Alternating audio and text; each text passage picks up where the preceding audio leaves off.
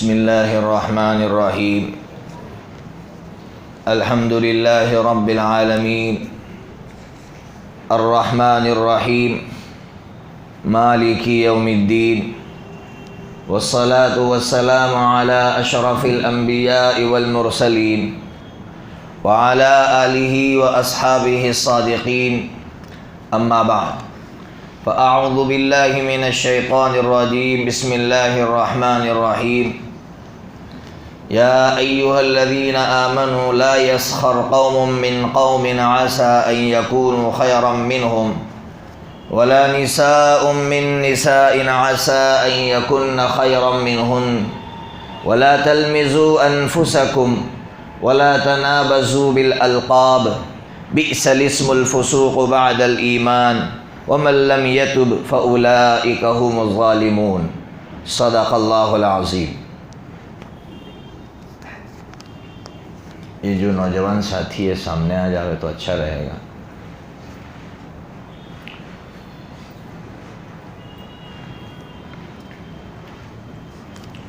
جمعرات کے روز ایک بات جو رہ گئی تھی کہ شادی کے بعد جو جھگڑے ہوتے ہیں گھروں میں، ماں باپ بچوں کے درمیان یا میاں بیوی کے درمیان، اس کی جو وجوہات ہے، اس کے جو کارن ہیں، ان وجوہات میں ایک وجہ یہ ہے کہ بہت سی مرتبہ بچہ شادی ہونے کے بعد بھی اس کا میلان ماں باپ کی طرف زیادہ ہوتا ہے، وہ بیوی کی طرف توجہ نہیں دیتا، ماں باپ کی طرف ابھی بھی اس کا میلان ہے، تو پھر میاں بیوی میں جھگڑے شروع ہو جاتے ہیں۔ بیوی یہ کہتی ہے آپ ابھی بھی مجھے وقت نہیں دیتے، اپنے ماں باپ کو ابھی بھی آپ توجہ دے رہے ہیں ان کی طرف، تو جھگڑے شروع ہوتے ہیں۔ اس کا سب سے بہترین حل یہ ہے کہ ماں باپ خود کہے لڑکے سے کہ دیکھو تم اپنی بیوی پر ظلم کر رہے ہو، ہماری طرف زیادہ توجہ دے کر اور اس کی طرف توجہ نہ دے کر تم ظلم کر رہے ہو۔ ماں باپ کی ذمہ داری ہے کہ ماں باپ خود کہے لڑکے سے کہ تم یہ ظلم مت کرو۔ اگر ماں باپ نہیں کہہ رہے تو میں ماں باپ سے کہوں گا کہ ماں باپ خود اپنے بچے کو ظالم بنا رہے ہیں، اور کون سے ماں باپ اس کو چاہتے ہیں کہ ان کا بچہ ظالم بنے، اور ظالم بننے کے بعد جو ظالم کی سزا ہے اللہ کی طرف سے اس کا وہ مستحق ہو جائے۔ اگر ماں باپ نہیں کہہ رہے تو وہ ماں باپ صحیح معنی میں بچے سے محبت نہیں کرتے ہیں، اس لیے کہ محبت میں خود غرضی نہیں ہوتی۔ محبت تو جو محبوب ہوتا ہے، جس سے محبت ہوتی ہے، اس کا سکون دیکھتا ہے۔ اگر یہ ماں باپ اس بچے کا سکون نہیں دیکھ رہے ہیں اور اس کو ظالم بنا رہے ہیں تو ماں باپ صحیح معنی میں بچے سے محبت نہیں کر رہے، ماں باپ خود غرض ہے۔ اسی طرح اگر لڑکا شادی کے بعد ماں باپ کی طرف توجہ نہیں دیتا، ساری توجہ بیوی کی طرف ہے، تو اب بیوی کی ذمہ داری ہے، اگر بیوی صحیح معنی میں اپنے شوہر سے محبت کرتی ہے تو اس محبت کا تقاضا یہ ہے کہ اپنے شوہر سے کہے کہ تم ماں باپ کی طرف توجہ دو، وہ تمہارے ماں باپ ہے۔ لیکن نہیں دے رہا تو یہ عورت جو دم بھرتی ہے محبت کا اور دعوے کر رہی ہے کہ میں شوہر سے محبت کرتی ہوں، محبت نہیں کر رہی، وہ خود غرض ہے، وہ صرف اپنا مفاد دیکھ رہی ہے، صرف اپنا مفاد دیکھ رہی ہے۔ میرا شوہر میری طرف دیکھے تو وہ محبت کرنے والی بیوی نہیں ہے۔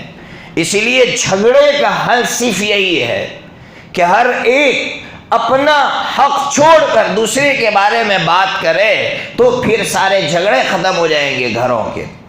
تو یہ بات جو رہ گئی تھی میں نے درمیان میں کہہ دی۔ اصل بات جو چل رہی تھی وہ یہ چل رہی تھی، سوسائٹی کو آگے بڑھانا ہے تو اس کے جو نسخے سورہ حجرات میں اللہ تعالیٰ نے بیان فرمایا ہے، چوتھا نسخہ چل رہا تھا۔ پہلا نسخہ تھا اللہ سے آگے مت بڑھو، دوسرا نسخہ تھا اللہ کے رسول سے آگے مت بڑھو، اس کے ضمن میں تیسرا نسخہ آیا تھا بڑوں کا ادب کرو، چوتھا نسخہ چل رہا تھا بغیر تحقیق کے کسی معاملے میں فیصلہ مت کرو۔ یہ چوتھا نسخہ چل رہا تھا۔ اس نسخے پر ایک واقعہ سناؤ۔ حضرت مفتی تقی صاحب دامت برکاتہم نے اپنا واقعہ نقل کیا ہے کہ بغیر تحقیق کے آج بات پھیلانے کا مزاج کیسا ہو گیا ہے لوگوں کا، کہ ایک صاحب نے حضرت مفتی صاحب سے مسئلہ پوچھا کہ مفتی صاحب یہ جو موبائل ہے اس پر اگر ہم قرآن سنیں تو قرآن سننا کیسا ہے؟ تو حضرت مفتی صاحب نے جواب دیا سن سکتے ہیں، ثواب ملے گا، لیکن لائیو سننا جیسے میں ابھی پڑھوں اور آپ سنیں اور ایک قرآن مجید سے سننا، دونوں میں فرق ضرور ہے لیکن ثواب ضرور ملے گا، اس لیے کہ اللہ کا کلام ہے۔ یہ فتویٰ حضرت مفتی صاحب نے دیا۔ اب یہ فتویٰ آگے بڑھتے بڑھتے ایک مولوی صاحب کے پاس گیا۔ مولوی صاحب کو کچھ عداوت ہوگی، دشمنی ہوگی، کچھ نہ کچھ ہوگا۔ مولوی صاحب اس ممبر پر بیٹھ کر، ذمہ داری کے اسٹیج پر بیٹھ کر مولوی صاحب یہ کہہ رہے ہیں وہ مولانا تقی عثمانی جو ہے نا وہ یہ فتویٰ دیتا ہے کہ موبائل سے قرآن سننا ایسا ہے جیسے گانا سننا۔ یہ حالت ہے امت کی۔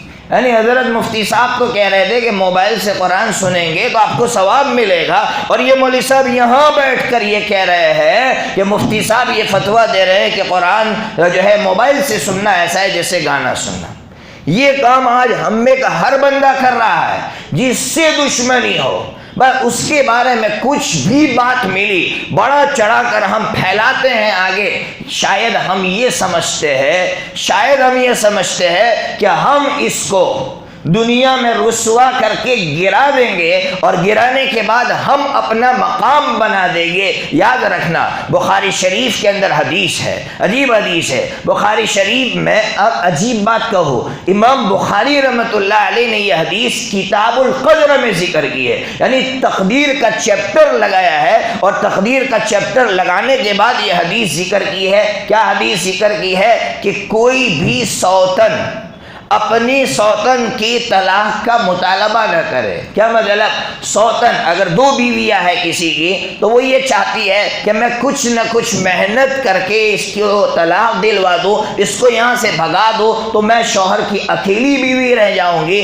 تو شوہر کی محبت مجھے زیادہ ملے گی۔ تو اللہ کے رسول صلی اللہ تعالیٰ علیہ وسلم نے فرمایا لاکھ محنت کر لے، اگر ساری بیویوں کو بھی طلاق دلا دی تیری مقدر میں جتنی محبت ہے اتنی ملے گی، اس سے زیادہ نہیں ملنے والی۔ تو یہ سوچ رہی ہے نا کہ میں ساری بیویوں کو راستے سے ہٹا دوں گی، میں اکیلی رہ جاؤں گی تو مجھے ساری محبت شوہر کی مل جائے گی، نہیں ملنے والی، جتنی مقدر ہے اتنی ملنے والی۔ ہاں خرابی یہ ہو گئی کہ تو نے یہ غلط کام کر کے جو محبت پیور تھی اس محبت کے اندر گندگی ڈال دی، اس کے اندر جو برکت تھی اس برکت کو ختم کر دیا۔ آج سارے لوگ یہ کام کر رہے ہیں۔ اگر دو نوکر ہو دکان میں، ایک نوکر دوسرے نوکر کو گرا کر سیٹ کا قرب حاصل کرنا چاہتا ہے، مدرسے میں محتمین کا قرب حاصل کرنے کے لیے ایک مولوی صاحب دوسرے مولوی صاحب کو گرانے کی کوشش کرتے ہیں تاکہ محتمین کا قرب مل جائے۔ گھر میں اگر دیورانی اور جٹھانی ہو تو دونوں میں سے کوئی نہ کوئی ایک یہ چاہتی ہے کہ میں کسی ایک کو گرا کر اپنی ساس کا قرب حاصل کر لو، لاکھ محنت کر لو ساس کا قرب حاصل کرنے کے لیے، تمہارے سارے داؤ پیچ ایک طرف رہ جائیں گے، جو مقدر ہے وہی ہونے والا ہے۔ بلکہ اس سے آگے بڑھ کر ایک بات کہو، ترمذی شریف کے اندر حدیث ہے کہ جس نے کسی انسان کی گناہ کو اچھالا، ایسا گناہ جس گناہ سے اس نے توبہ کر لی ہے، ایسا گناہ جس گناہ سے اس نے توبہ کر لی ہے، اس کے ایسے گناہ کو اچھالا تو اللہ تبارک و تعالی موت سے پہلے اسے اس گناہ میں ملوث کریں گے۔ اللہ تعالیٰ اس وقت تک موت نہیں دیں گے جب تک کہ وہ اس گناہ میں مبتلا نہیں ہوگا۔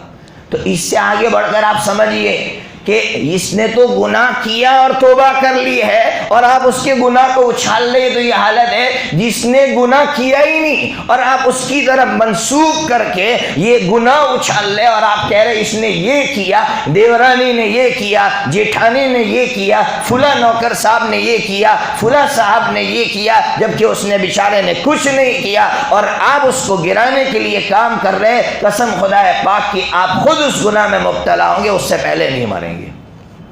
اس سے آگے بڑھ کر ایک بات سناؤ، آپ جس کا قرب حاصل کرنے کے لیے یہ محنت کر رہے ہیں، یہ جو کچھ بھی کر رہے ہیں، ایک وقت وہ آئے گا کہ وہ جس کا قرب حاصل کرنے کے لیے آپ نے یہ محنت کی تھی، اللہ اسی کے ذریعے سے تمہیں زمین پر پٹکے گا۔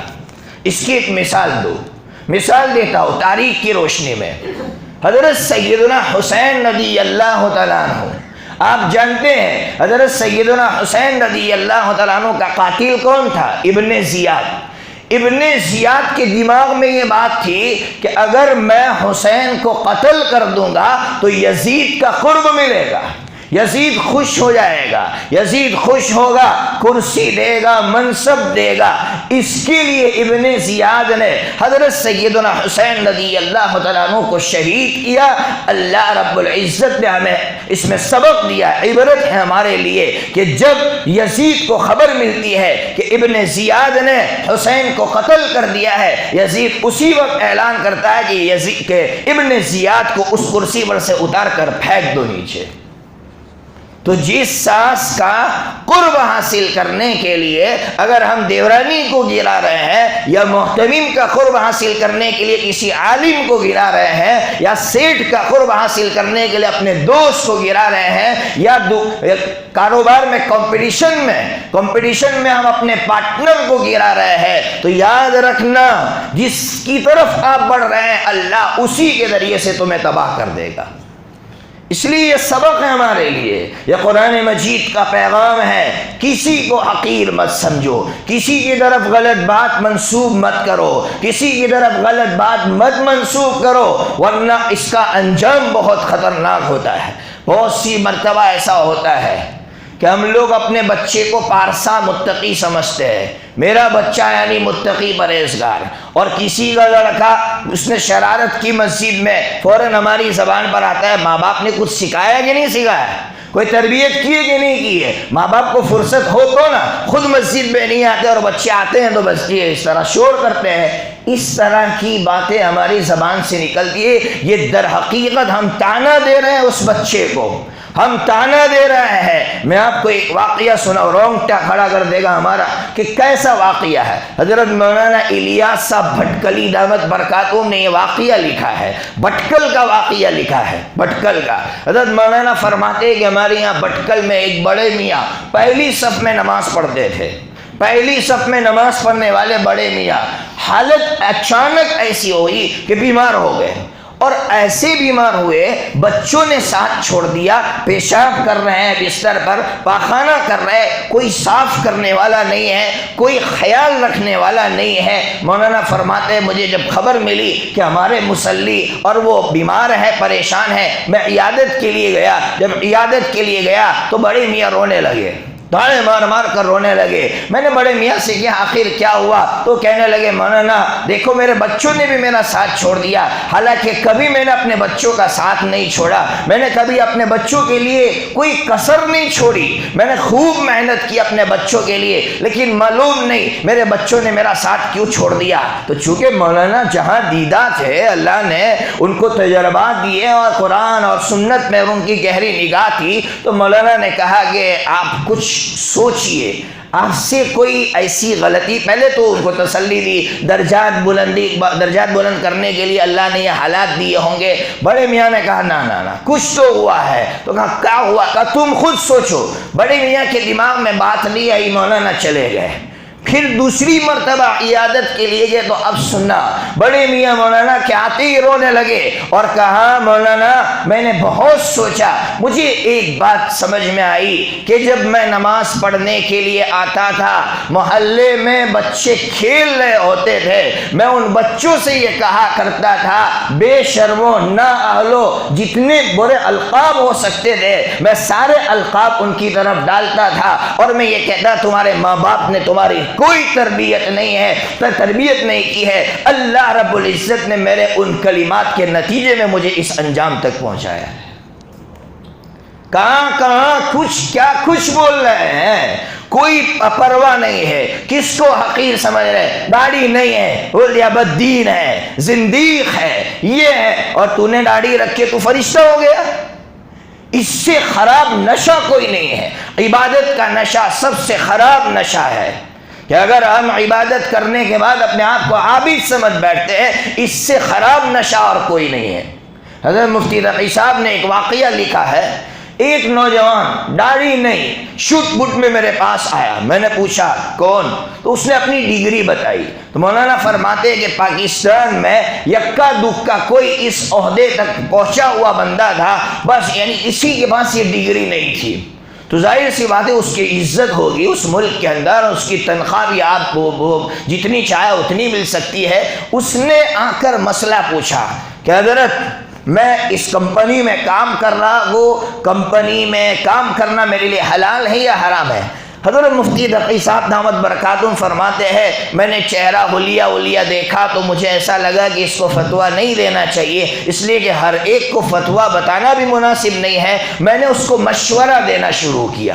میں نے جب مشورہ دینا شروع کیا تو اس نوجوان نے کہا حضرت مجھے مشورہ نہیں چاہیے، مجھے حکم چاہیے، اسلام کا حکم چاہیے۔ اسلام اگر کہتا ہے حرام تو آپ مجھے بتا دیجئے یہ حرام ہے۔ حضرت مفتی صاحب فرماتے میرے آنکھوں میں آنسو آ گئے، میں دیکھ رہا تھا کہ یہ تو ٹائی شوٹ میں ہے، داڑھی نہیں ہے، لیکن یہ صاف لفظوں میں کہہ رہا ہے کہ مفتی صاحب آپ حکم سنا دیجئے۔ مفتی صاحب نے کہا کہ حرام ہے۔ اس نوجوان نے کہا اسی وقت میں اس نوکری کو ٹھوکر مارتا ہوں۔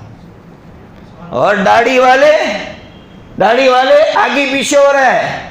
داڑھی پر میں اعتراض نہیں کر رہا ہوں، میں داڑھی والوں کی غلطی بتا رہا ہوں کہ آج ہم داڑھی رکھ کے بزرگ بن جاتے ہیں اور دوسروں کی طرف انگلیاں کرتے ہیں کہ یہ ایسا ہے یہ ویسا ہے۔ اس نے ایک منٹ نہیں لگائی اور کہا کہ حرام تو حرام، میں ٹھوکر مار دیتا ہوں۔ اس نے اس نوکری کو ٹھوکر مار دی۔ حالات میں رہا نوجوان، لیکن اس کے دل میں اللہ کے حکم کی عظمت تھی کہ میرا اللہ اگر حرام کہہ رہا ہے تو حرام، بس ختم۔ اس لیے اپنے اندر یہ چیز پیدا کرنی چاہیے، میں بڑا، میری عبادت بڑی، میرا اسٹیٹس بڑا، کب تک بڑھے؟ یو پی کے سرزمین کا واقعہ حضرت مولانا منیر صاحب دامت برکاتہم نے اپنی کتاب میں نقل کیا ہے۔ پرانا واقعہ نہیں ہے، پرانے زمانے کا واقعہ نہیں ہے، ابھی قریبی زمانے کا واقعہ لکھا ہے۔ حضرت مولانا فرماتے ہیں کہ یو پی کی سرزمین میں ایک سیٹھ صاحب تھے، ان کی یہاں ایک نوکر کام کرتا تھا، غالباً اس کا نام لکھا ہے نذیر۔ وہ نوکر کام کرتا تھا، جمعہ کا دن تھا، سیٹھ صاحب نے سفید کپڑے پہنے تھے، نوکر جمعہ پڑھنے کے بعد گیا بنگلے پر جا کر پانی چھڑک رہا تھا۔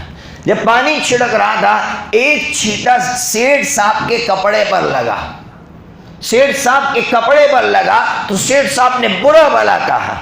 اور ایک غریب انسان سب کچھ برداشت کر سکتا ہے، لیکن جب اس کی عزت نفس کو روندا جائے، جب اس کی بے عزتی کی یا اس کو وہ برداشت نہیں کرتا، تو ایک تو اس کی بے عزتی کی، جب اس کی بے عزتی کی اس کو اس کی غریبی یاد دلائی، میرے جملے نوٹ کرنا، اس کو اس کی غریبی یاد دلائی۔ تو یہ جب انسان کو اس کی غریبی یاد دلائی جاتی ہے نا تو اندر سے آہ نکلتی ہے، اور پھر اوپر سے تماشا مارا اور کہا یہاں سے نکل جاؤ، کچھ آتا جاتا نہیں ہے، کام کرنے یہاں سے نکل جاؤ۔ اب نکلی وہ تو وہاں سے چلا گیا۔ جب وہ وہاں سے چلا گیا، سیٹھ صاحب کی 4 فیکٹریاں تھی، 4۔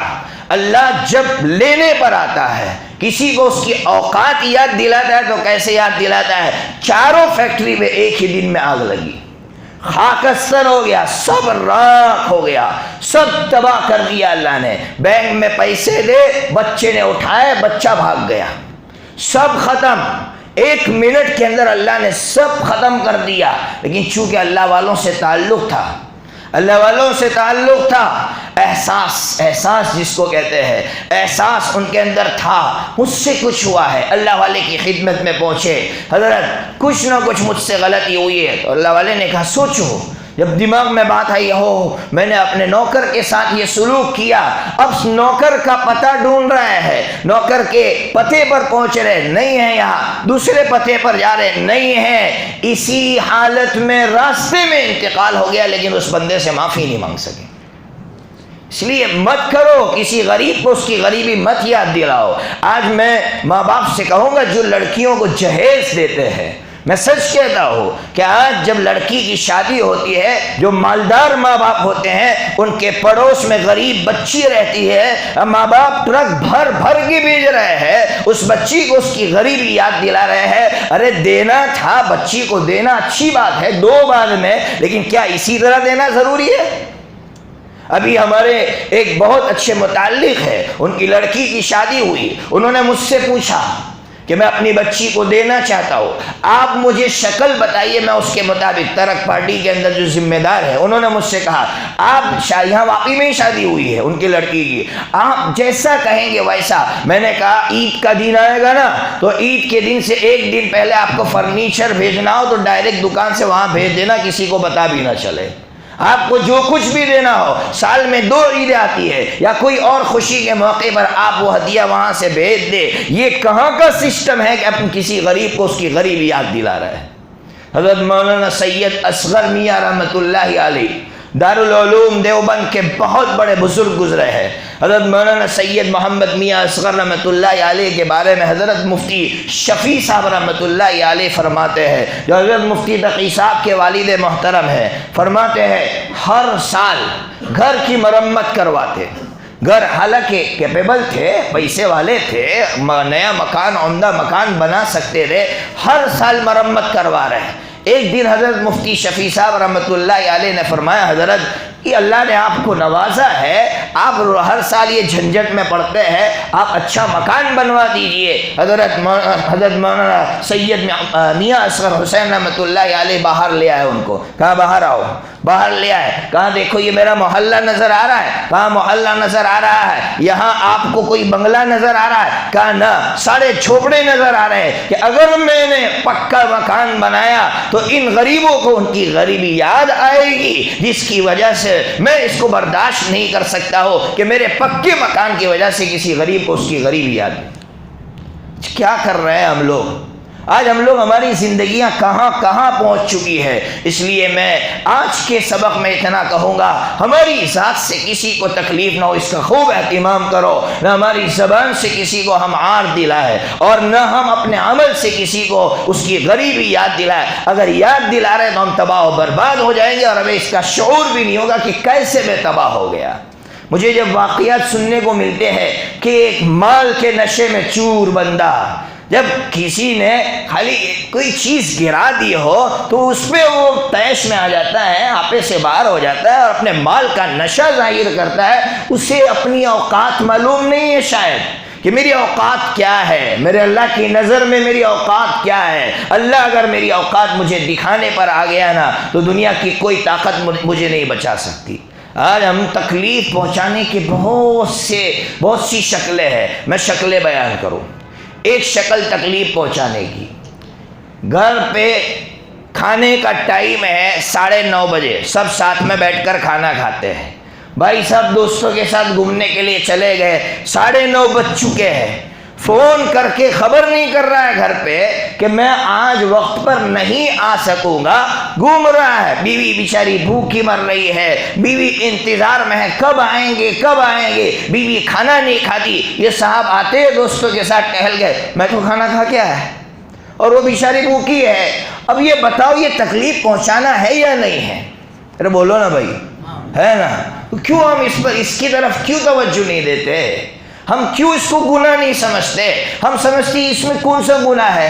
ارے آقا صلی اللہ تعالی علیہ وسلم کی تعلیمات اور آپ کے عمل پر قربان جائے، تہجد کی نماز میں اٹھ رہے ہیں، کون سی نماز میں بھائی؟ تہجد کی نماز میں اتنا آہستہ سے اٹھ رہے ہیں کہ بیوی کی نیند میں خلل واقع نہ ہو، حالانکہ تہجد پڑھنے کے لیے اٹھ رہے ہیں، میں اور آپ تہجد پڑھنے کے لیے اٹھے پوری دنیا کو جگا دیتے ہیں۔ یہاں تو اللہ کا نبی تہجد پڑھنے کے لیے اٹھ رہا ہے لیکن بیوی کی نیند میں خلل واقع نہ ہو اس کا خیال رکھ رہا ہے۔ ہمیں تعلیم دے رہا ہے وہ نبی، ہمیں تعلیم دے رہا ہے کہ ہمارے ذریعے سے بیوی کو، ماں باپ کو کس طرح سے ہم تکلیفیں پہنچا رہے ہیں۔ ابھی اللہ کا احسان ہے، اب تو لوگوں نے لاؤڈ اسپیکر پر جو ہے بیانات نے، نعت نے سب بند کر دیا۔ اور اللہ کرے کہ بند کریں، اس لیے کہ یہ بھی تکلیف پہنچانا ہے۔ حضرت سیدنا عمر فاروق رضی اللہ تعالیٰ عنہ کے دور میں ایک مقرر صاحب تقریر کر رہے تھے، زور زور سے تقریر کر رہے تھے، ماں عائشہ کا حجرہ بالکل قریب میں، ماں عائشہ کی عبادت میں یا نیند میں خلل ہو رہا تھا۔ ماں عائشہ نے کہلا بھیجا، بھائی مقرر صاحب سے کہو اپنی آواز دھیمی رکھو۔ مقرر صاحب نے واپس زور سے شروع کیا۔ ماں عائشہ نے امیر المومنین کو کہلوایا، حضرت سیدنا عمر فاروق کو رضی اللہ تعالیٰ کہ ان کو میں نے کہلوایا پھر بھی آواز دھیمی نہیں رکھ رہے۔ حضرت سیدنا عمر فاروق نے کہا آئندہ اس کرسی پر بیٹھ کر کبھی تقریر مت کرنا۔ اتار دیا کرسی پر سے، کیا کر رہے ہو تم؟ آج ہمارے لاؤڈ اسپیکر چل رہے ہیں، لوگوں کی نیند میں خلل واقع ہو رہا ہے، لوگ پریشان ہیں، ہم اس کو گناہ نہیں سمجھ رہے، ہم اس کو ثواب سمجھ رہے، ثواب۔ یہ ہماری طرف سے جو ہے تکلیف پہنچنے کی بہت ساری شکلیں ہیں۔ ان شکلوں، نماز پڑھتے ہیں، مسجد میں جگہ خالی ہے آگے، پھر بھی وہاں نماز پڑھ رہا ہے، راستے میں نماز پڑھ رہا ہے، اب گزرنے والوں کو تکلیف ہو رہی ہے، اس کو احساس ہی نہیں ہے، وہ تو سمجھتا ہے میں تو عبادت کر رہا ہوں، ثواب کا کام کر رہا ہوں۔ ارے بھائی یہاں تو نماز پڑھ رہا ہے، راستے میں نماز پڑھ رہا ہے، کتنے لوگوں کو تکلیف ہوتی ہے۔ یہ جو باہر کا حصہ ہے ملحق بمسجد ہے، لیکن حقیقی جو حصہ اوپر کا یہ مسجد ہے، اصل مسجد ہے، یہ جو مسجد کے حکم میں نہیں، اصل مسجد ہے یہ۔ بہت سے لوگ اتنا زور آتا ہے مسلمانوں کو کہ اوپر جا کے نماز پڑھے تو زور آئے گا، یہاں دروازے کے باہر نماز پڑھیں گے۔ کسی کو جانا ہو جلدی میں، باہر جلدی میں کام ہو تو وہ بیچارہ جا نہیں پاتا، یہاں کھڑا ہے انتظار میں، کب یہ نماز پوری کرتا ہے۔ یہ حالت مسلمانوں کی ہو گئی ہے تکلیف پہنچانے کی۔ اس لیے ہم اس مجلس میں بیٹھ کر یہ عہد کریں گے کہ انشاءاللہ ہماری زبان سے، ہمارے عمل سے کسی کو تکلیف نہیں پہنچے گی۔ بھائی عہد کرتے ہیں نا بھائی بہت ضروری ہے، بہت ضروری ہے۔ آج جو تباہیاں آ رہی ہے نا، ان تباہیوں کی وجوہات میں اگر غور کریں گے تو غور کرنے میں ایک بڑی وجہ یہی سمجھ میں آئے گی کہ ہم اپنی زبان سے کس کو کیا کہہ چکے ہیں، ہم اپنے عمل سے کیا کر چکے ہیں، ہمیں اس کا احساس تک نہیں ہے اور ہم تباہ ہو چکے ہیں۔ اس لیے آج سے اس بات کا خیال رکھیں۔ اب جو ہے کچھ مسائل سنا دیتا ہوں، وہ مسائل سنیے، وومیٹ کے تعلق سے مسائل سنیے، الٹی جس کو کہتے ہیں۔ دیکھیے عام طور پر بیچارے مسلمان یہ سمجھتے ہیں کہ الٹی ہو جائے، منہ بھر کر ہو جائے تو روزہ ٹوٹ جاتا ہے۔ نہیں، 3 مسئلے سنیے۔ پہلا مسئلہ، الٹی اگر خود بخود ہوئی ہے تو چاہے کم ہو چاہے زیادہ ہو، منہ بھر کر ہو، منہ بھرنے سے کم ہو، اس سے زیادہ ہو، روزہ نہیں ٹوٹتا ہے۔ یہ پہلا مسئلہ یاد رکھیے۔ دوسرا مسئلہ، اگر جان بوجھ کر اس نے الٹی کی ہے، جان بوجھ کر کیسے کرے گا؟ بے چینی ہو رہی تھی، اب انگلی ڈال ڈال کے وہ الٹی کر رہا ہے۔ اب سنیے، اس میں مسئلہ یہ ہے کہ اگر منہ بھرنے سے کم ہے تو روزہ نہیں ٹوٹے گا، منہ بھرنے سے زیادہ ہے تو روزہ ٹوٹ جائے گا۔ تو یہ دوسرا مسئلہ ہوا۔ تیسرا مسئلہ، بہت سی مرتبہ انسان ڈکار لیتا ہے تو ڈکار لینے کی وجہ سے پانی آ جاتا ہے، الٹی آ جاتی ہے تو الٹی کو اندر کھینچ لیتا ہے۔ تو اب ایسے موقع پر اگر وہ پانی، وہ الٹی منہ بھرنے سے کم تھی تو روزہ نہیں ٹوٹے گا، اور اگر منہ بھر کر تھی یا اس سے زیادہ تھی تو اس سے روزہ ٹوٹ جائے گا۔ اللہ تبارک و تعالی مسائل سمجھنے کی ہمیں توفیق عطا فرمائے۔ آخر میں ایک بات ضرور کروں گا جو میرے دماغ میں ابھی آئی۔ کل کا جو دن ہے، ہم جانتے ہیں کہ کل کا جو دن ہے اس میں جو باطل ہے وہ کیسے کیسے منصوبے بناتا ہے۔ ہر نوجوان جب بھی گھر سے نکلے اس دعا کا ضرور اہتمام کرے، اعوذ بکلمات اللہ التامات من شر ما خلق، اعوذ بکلمات اللہ التامات من شر ما خلق۔ اس کا ترجمہ ہے اللہ کے تمام کلمات کے واسطے سے میں اللہ کی پناہ میں آتا ہوں تمام مخلوق کے شر سے۔ تو یہ شر پہنچانے کے جو منصوبے بنا رہے، اللہ تعالیٰ ان کے منصوبوں سے ہمارے نوجوانوں کو بچائیں گے، اور تہجد میں اٹھ کر دعائیں کرے کہ اللہ پورے ملک کے اندر امن و امان باقی رہے، مسلمانوں کی عزت باقی رہے، مسلمانوں کی ماں بہنوں کی عزتیں باقی رہے، مسلمانوں کی دکانوں کی حفاظت ہوئے۔ اللہ اس کے فیصلے فرما، اور ہر مسلمان اس کے لیے صبح صبح صدقہ نکال لے۔ صدقہ ضروری نہیں ہے کہ کسی تک پہنچا دے، نیت کر لے ابھی سے کہ میں خاص کر کل کے دن کی وجہ سے میں ابھی سے نیت کرتا ہوں صدقے کی، جمع کیجئے، جمع کرنے کے بعد جو صحیح مستحق آپ کو ملتا ہے وہاں تک آپ پہنچائیے، پیشہ ور فقیروں کو مت دیجئے۔ اللہ تبارک و تعالی کل کا دن یا آئندہ جتنے بھی شر ہیں ان تمام شرور سے امت کی پوری حفاظت فرمائے۔ وآخر دعوانا الحمدللہ رب